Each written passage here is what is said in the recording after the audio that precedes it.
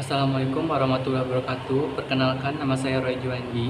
Saya mahasiswa dari Universitas Lancang Kuning, program studi Bisnis Digital.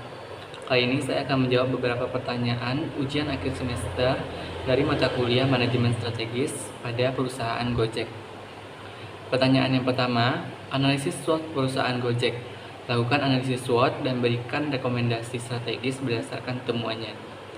Sebelumnya, gambaran umum perusahaan Gojek. Gojek adalah perusahaan teknologi asal Indonesia yang didirikan pada tahun 2010 oleh Nadiem Makarim. Awalnya beroperasi sebagai layanan pemesanan ojek melalui call center.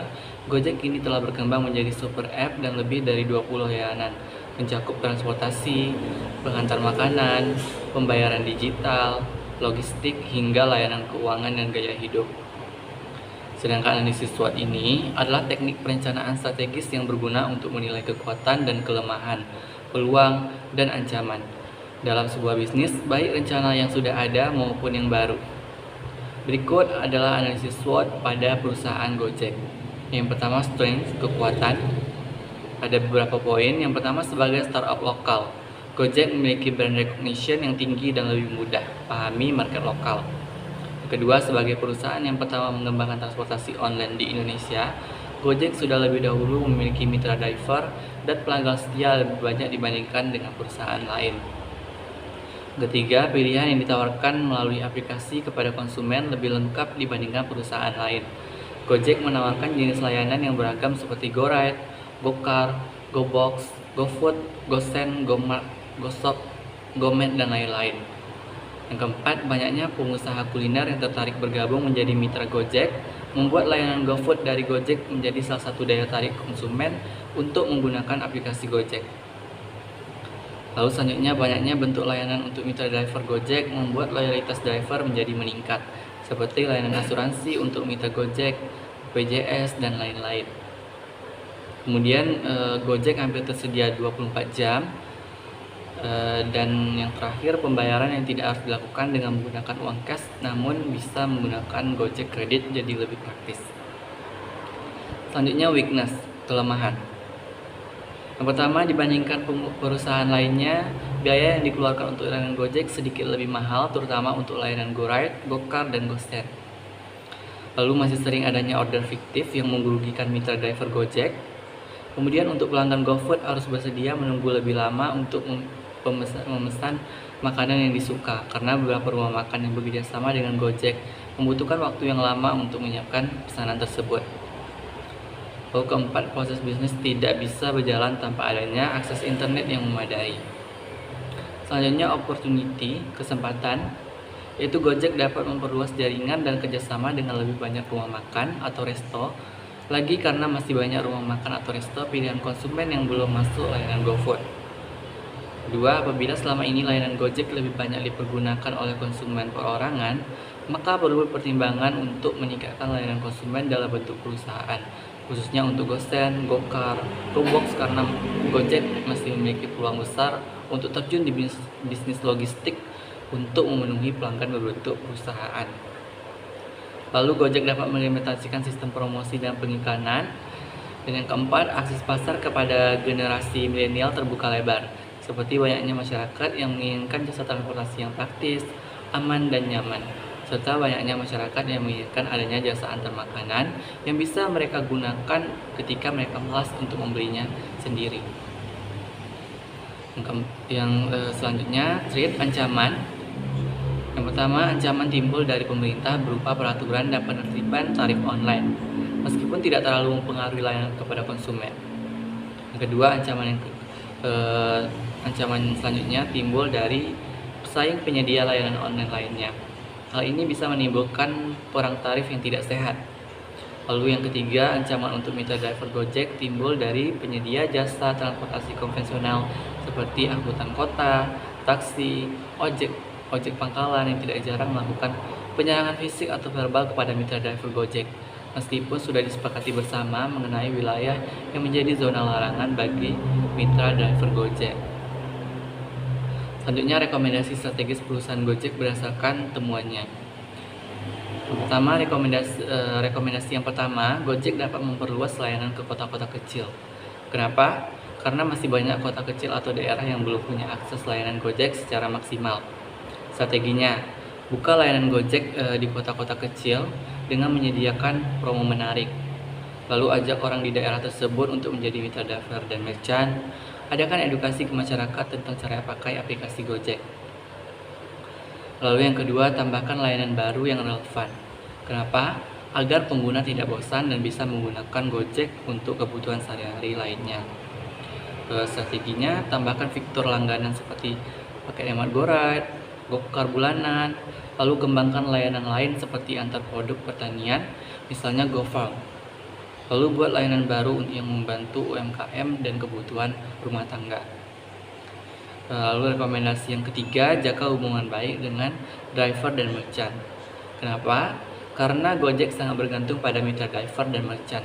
Kalau mereka tidak puas, layanan bisa terganggu. Lalu apa strategi yang harus dilakukan? Yang pertama, sering adakan survei atau forum diskusi dengan mitra. Lalu tingkatkan transparansi soal insentif dan aturan kerja. Kemudian buat program penghargaan untuk mitra berprestasi, misalnya bonus atau pelatihan gratis. Yang keempat, manfaatkan teknologi untuk tingkatkan pelayanan. Teknologi seperti AI bisa bantu membuat layanan lebih cepat, akurat, dan hemat biaya. Kemudian perkuat sistem keamanan dan ikuti aturan pemerintah. Karena kepercayaan pengguna sangat penting, terutama dalam hal data pribadi dan transaksi. Selanjutnya, bekerja sama dengan pihak lain. Kenapa? Karena kolaborasi bisa memperkuat posisi Gojek dan membuka peluang pasar baru. Strateginya, kerjasama dengan sekolah atau universitas untuk layanan antar makanan dan transportasi. Gandeng toko retail, rumah sakit, atau dinas pemerintah untuk layanan logistik atau transportasi. Selanjutnya, pertanyaan kedua. Strategi persaingan dalam industri. Bandingkan perusahaan Gojek dengan perusahaan sejenis dan analisis bagaimana mereka bersaing baik dari segi harga, pemasaran, inovasi, atau pelayanan. Nah, dalam industri layanan digital seperti transportasi online, pemesanan makanan dan pembayaran digital, Gojek dan Grab adalah dua pemain utama yang saling bersaing ketat di Indonesia. Keduanya sama-sama kuat dan memiliki ekosistem layanan yang luas, namun strategi yang mereka gunakan untuk menarik dan mempertahankan pengguna memiliki perbedaan yang cukup mencolok. Yang pertama, dari segi harga, Gojek cenderung menawarkan tarif yang lebih stabil dan terjangkau untuk pengguna sehari-hari. Sistem harga Gojek biasanya mengikuti tarif dinamis, artinya bisa naik turun tergantung waktu, lokasi, dan permintaan. Gojek sering memberikan promo, tapi tidak seagresif Grab. Sementara itu, Grab dikenal memiliki tarif dasar yang sedikit lebih mahal, namun mereka sering memberikan diskon besar-besaran untuk pengguna tertentu, khususnya yang menjadi bagian dari program loyalitas seperti Grab Unlimited. Di sisi ini, Grab lebih agresif dalam memberikan promo, tapi bisa terasa mahal bagi pengguna yang tidak aktif. Lalu untuk pemasaran, Gojek lebih menekan citra sebagai perusahaan lokal. Kampanye mereka sering membawa pesan nasionalisme seperti karya anak bangsa, mendukung UMKM, dan menonjolkan kebersamaan masyarakat. Mereka juga aktif melalui program sosial seperti bantuan untuk mitra driver dan kegiatan edukasi digital untuk UMKM. Di sisi lain, Grab mengusung pendekatan yang lebih korporat dan modern. Mereka sering melakukan kampanye besar-besaran melalui media sosial, iklan TV, billboard, hingga menjadi sponsor berbagai event internasional. Jadi Gojek cenderung menyentuh sisi emosional masyarakat Indonesia, sedangkan Grab tampil sebagai brand global yang kuat dan modern. Dari sisi inovasi, baik Gojek maupun Grab sebenarnya sama-sama kuat. Keduanya adalah super app, aplikasi serba bisa yang menawarkan lebih dari sekedar transportasi. Namun Gojek unggul dalam hal ekosistem lokal, apalagi setelah bergabung dengan Tokopedia dalam grup GoTo. Integrasi layanan seperti GoPay, GoFood, GoSend, dan Tokopedia membuat pengguna bisa melakukan hampir semua aktivitas digital dalam satu platform. Di sisi lain, Grab juga sangat inovatif. Mereka mulai mengembangkan layanan yang lebih futuristik seperti GrabHub dan kendaraan listrik terutama di kota-kota besar. Jadi bisa dibilang Gojek lebih fokus pada inovasi yang menyatu dengan kehidupan masyarakat Indonesia, sedangkan Grab mencoba masuk ke ranah teknologi masa depan dan regional Asia Tenggara. Terakhir, dalam hal pelayanan, Gojek terkenal dengan tampilan aplikasi yang simpel dan ramah pengguna.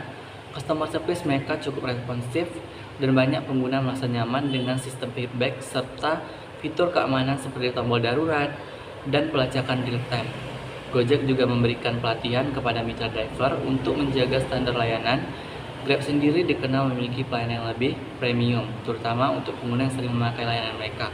Misalnya, pengguna Grab VIP atau Grab Unlimited bisa mendapat respon lebih cepat, diskon khusus, atau driver yang diprioritaskan.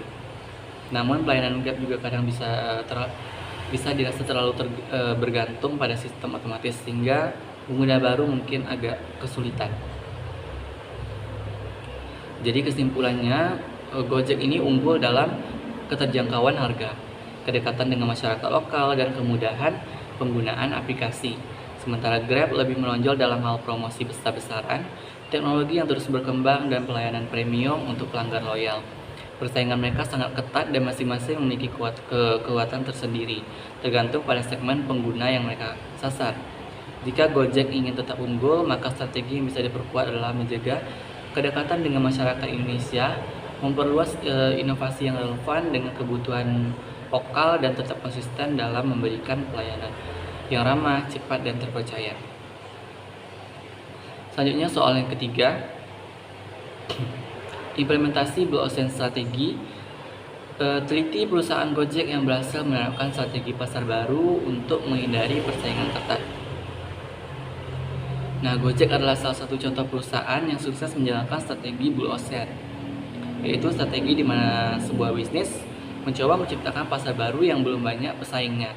Bukan sekedar ikut bersaing di pasar yang sudah ramai, strategi ini memungkinkan Gojek tumbuh dengan cepat karena mereka menawarkan sesuatu yang benar-benar baru dan berbeda dari yang sudah ada sebelumnya.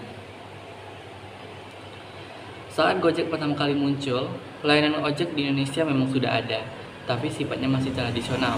Orang harus datang ke pangkalan atau mencari ojek di pinggir jalan.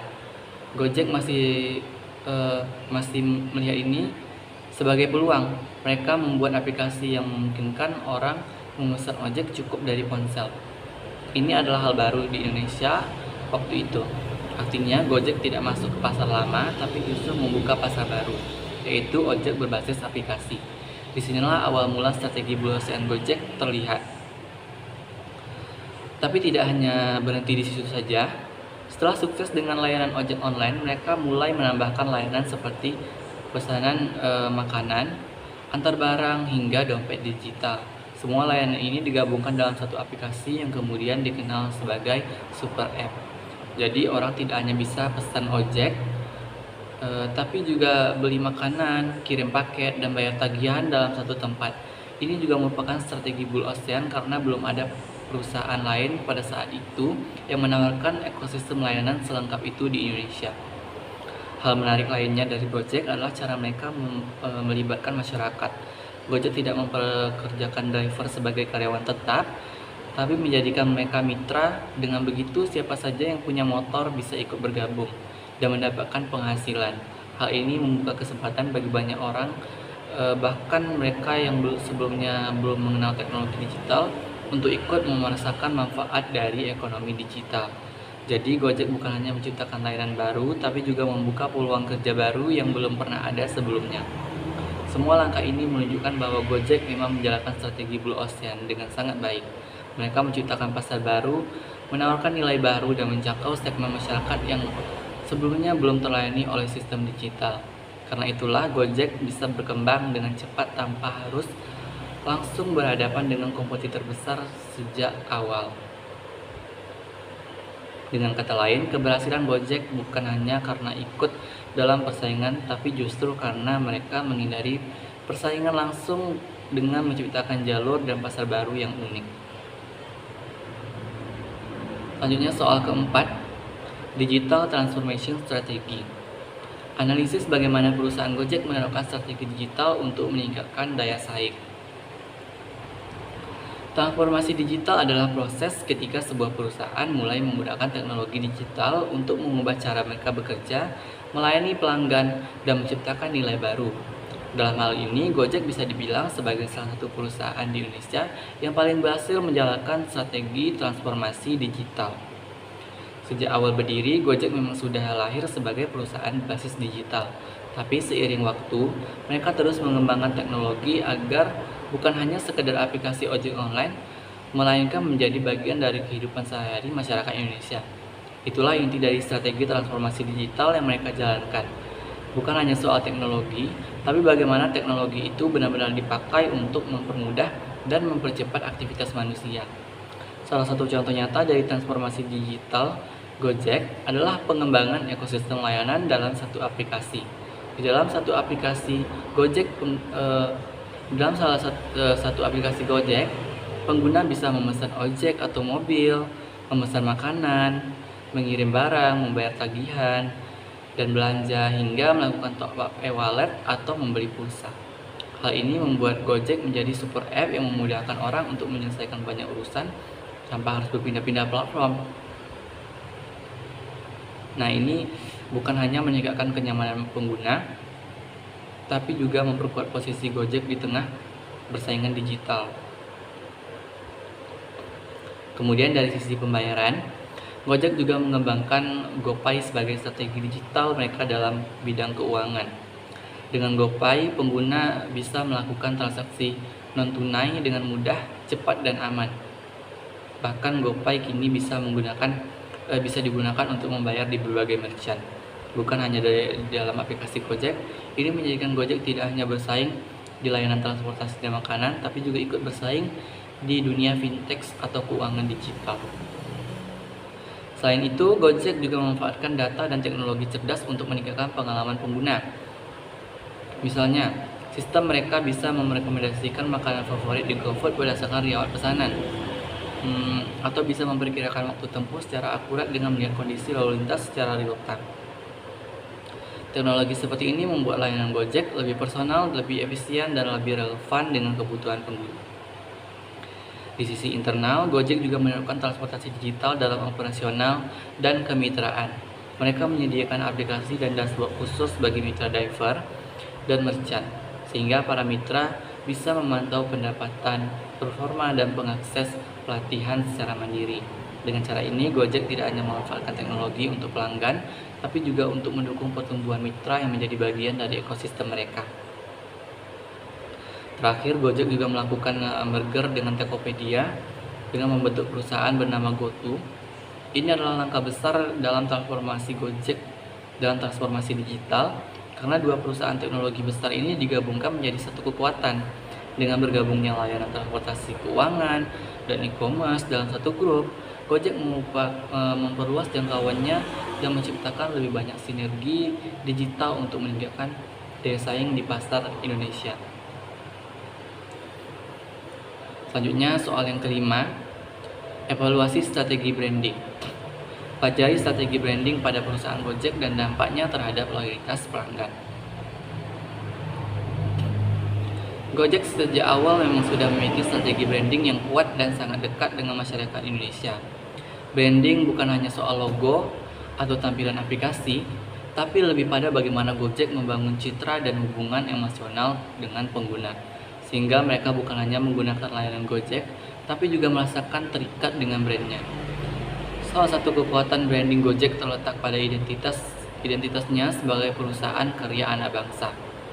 Sejak awal, Gojek menekankan bahwa mereka adalah perusahaan asli Indonesia, dibuat oleh orang Indonesia, dan untuk kebutuhan masyarakat Indonesia.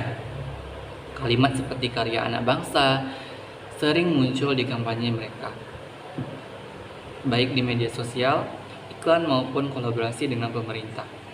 Branding ini membuat banyak orang merasa bangga menggunakan layanan Gojek, karena ada rasa memiliki dan mendukung produk lokal. Selain itu, Gojek juga sangat pintar membangun citra sosial. Mereka sering mengangkat kisah-kisah inspiratif dari mitra driver, merchant UMKM, dan pengguna. Gojek menunjukkan bahwa platform mereka bukan hanya soal teknologi, tapi juga memberikan dampak nyata bagi kehidupan masyarakat. Misalnya ada cerita tentang ibu rumah tangga yang bisa jualan lewat GoFood, atau driver yang bisa menyekolahkan anaknya dari hasil Gojek. Cita-cita seperti ini membangun kedekatan emosional yang membuat orang lebih percaya dan loyal terhadap Gojek. Dari sisi visual dan gaya komunikasi, Gojek tampil sederhana, ringan, dan mudah didekati. Mereka tidak menggunakan bahasa yang terlalu formal atau kaku. Justru gaya komunikasi Gojek sering terkesan lucu, santai, dan akrab dengan keseharian orang Indonesia. Ini bisa dilihat dari postingan media sosial mereka, notifikasi di aplikasi, sampai cara mereka menulis promo. Semua ini membuat Gojek terasa dekat dan tidak berjarak dengan penggunanya. Kemudian dampak dari semua strategi branding ini cukup besar. Banyak pengguna yang tetap memilih Gojek meskipun kadang ada pilihan lain dengan harga yang lebih murah. Itu karena loyalitas pelanggan tidak hanya dibentuk oleh harga, tapi juga oleh rasa nyaman, rasa percaya, dan kedekatan emosional dengan brand.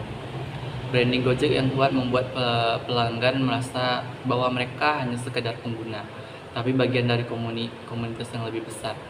Selain itu, Gojek juga memperkuat branding mereka melalui kolaborasi dengan berbagai pihak seperti kampanye barang musisi, influencer lokal, komunitas UMKM, bahkan pemerintah daerah.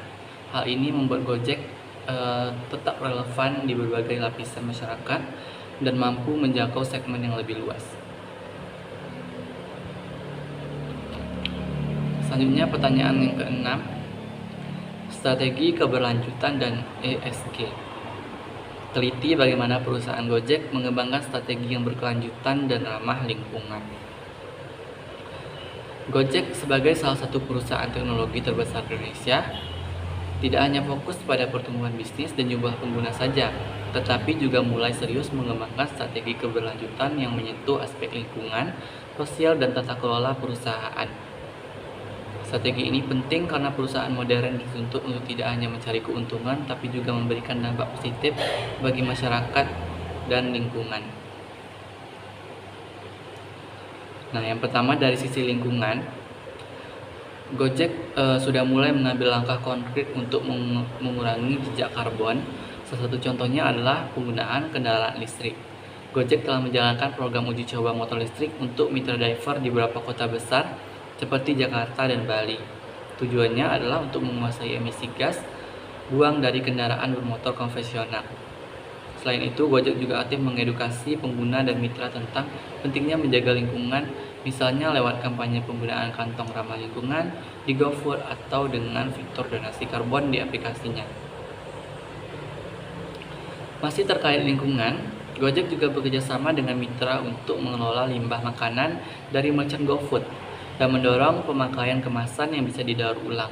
Walau langkah ini dalam tahap pengembangan, tapi sudah menjadi bagian dari komitmen Gojek terhadap keberlanjutan lingkungan jangka panjang. Kemudian dari aspek sosial, Gojek sangat menekankan pemberdayaan masyarakat. Hal ini terlihat dari cara menjalin hubungan dengan mitra driver dan merchant. Gojek tidak hanya memberikan akses penghasilan, tapi juga menyediakan pelatihan, edukasi digital, serta asuransi dan bantuan darurat bagi mitra. Program seperti Gojek Swadaya memungkinkan mitra driver mendapatkan akses ke layanan keuangan, pembelian barang dan dengan harga yang lebih murah, hingga beasiswa untuk anak-anak mereka. Ini merupakan bentuk tanggung jawab sosial yang membantu meningkatkan kesejahteraan komunitas Gojek secara keseluruhan. Lalu Gojek juga mendorong pertumbuhan UMKM, terutama lewat layanan GoFood dan GoShop. Banyak pengusaha kecil yang sebelumnya hanya melayani secara offline, kini bisa menjangkau pasar digital dengan bantuan Gojek. Ini memperkuat ekosistem ekonomi lokal, sekaligus memberikan dampak sosial yang positif. Lalu dari sisi tata kelola, Gojek menunjukkan upaya untuk menjadi perusahaan yang transparan dan bertanggung jawab. Setelah merger dengan Tokopedia menjadi GoTo Group, Gojek kini masuk dalam daftar perusahaan publik di Bursa Efek Indonesia. Hal ini membuat mereka semakin terbuka terhadap pengawasan dan harus menjalankan standar tata kelola yang lebih baik. Mereka juga mulai menerapkan kebijakan keberlanjutan dan pelaporan ESG secara rutin sebagai bentuk bertanggung jawab kepada pemangku kepentingan. Baik, selanjutnya pertanyaan yang ketujuh, strategi manajemen krisis. Analisis bagaimana perusahaan Gojek mengatasi krisis seperti pandemi atau gangguan pasar. Nah, seperti banyak perusahaan lain, Gojek juga pernah mengalami krisis besar, terutama saat pandemi COVID-19 melanda pada tahun 2020. Pandemi ini menjadi penting yang benar-benar menguji kemampuan perusahaan dalam beradaptasi, bertahan, dan tetap memberikan layanan kepada masyarakat di tengah perubahan yang sangat cepat. Saat pandemi mulai menyebar, aktivitas masyarakat menurun drastis, dan ini berdampak besar pada layanan transportasi online seperti GoRide dan GoCar. Banyak orang berhenti berpergian karena pembatasan sosial, dan itu membuat pendapatan mitra driver pun ikut turun. Tapi yang menarik, Gojek tidak tinggal diam. Mereka bergerak cepat mengambil keputusan untuk menyelamatkan bisnis sekaligus tetap mendukung mitra mereka. Salah satu yang dilakukan Gojek adalah mengalihkan fokus ke layanan yang justru dibutuhkan selama pandemi, seperti GoFood dan GoShare. Saat orang tidak bisa makan di luar atau keluar rumah, permintaan akan layanan pesan antar makanan dan pengiriman barang justru meningkat. Gojek melihat ini sebagai peluang dan memperkuat layanan-layanan tersebut, termasuk dengan memberikan promo menarik, edukasi kebersihan pada merchant, dan protokol pengantaran tanpa kontak fisik. Untuk para mitra driver yang pendapatannya terdampak karena sepinya penumpang, Gojek menyediakan berbagai bentuk bantuan. Salah satunya melalui program Gojek Peduli Mitra yang menyediakan paket sembako, bantuan dana darurat, dan asuransi kesehatan. Gojek juga bekerja sama dengan pihak pemerintah dan swasta untuk memastikan mitra tetap memiliki penghasilan bahkan jika mereka harus berpindah layanan dari mengantar penumpang ke mengantar barang atau makanan. Selain itu, Gojek juga meluncurkan fasilitas pelatihan digital untuk mitra agar mereka bisa tetap produktif dan menambah wawasan di tengah masa-masa sulit. Ini menunjukkan bahwa Gojek tidak hanya fokus pada masalah jangka pendek, tapi juga mempersiapkan mitra mereka untuk jangka panjang. Dari sisi internal, Gojek juga melakukan penyesuaian operasional dan efisiensi perusahaan ya. Salah satu keputusan berat yang pernah diambil adalah pengurangan karyawan di beberapa divisi yang terdampak parah seperti layanan yang tidak relevan di masa pandemi. Namun, langkah ini dilakukan dengan memberikan kompensasi yang layak dan dukungan transisi bagi karyawan yang terdampak. Di luar pandemi, Gojek juga pernah menghadapi gangguan pasar lainnya seperti munculnya persaingan baru, misalnya Maxim atau ShopeeFood, serta perubahan regulasi dari pemerintah mengenai transportasi online. Dalam situasi seperti ini, Gojek biasanya merespon dengan pendekatan kolaboratif, berdialog dengan regulator, menyesuaikan aturan main untuk tetap patuh dan terus berinovasi agar tetap menjadi pilihan utama penggunanya.